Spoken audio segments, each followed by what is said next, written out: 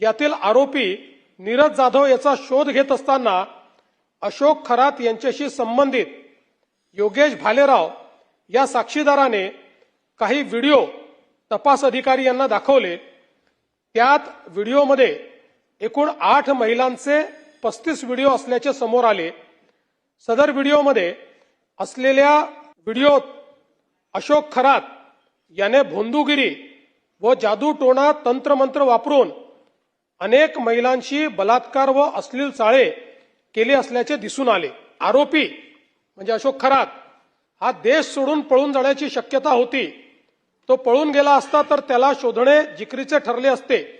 त्यामुळे पोलिसांनी त्याचा लुकआउट सर्क्युलर जारी करण्याबाबत अहवाल एअरपोर्ट अथॉरिटी यांना 10/3/2026 रोजी सादर केला व एअरपोर्ट अथॉरिटीने तात्काळ त्यास परदेश गमनासाठी बंदी घातली।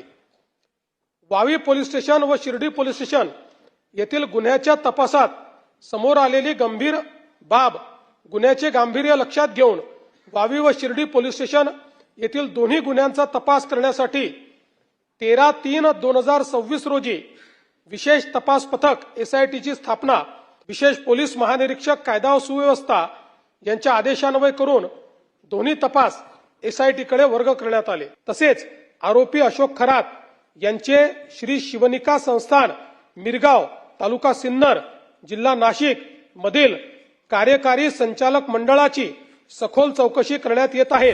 आता आपण डिलीटेड डेटा पण या ठिकाणी संपूर्ण काढतोय।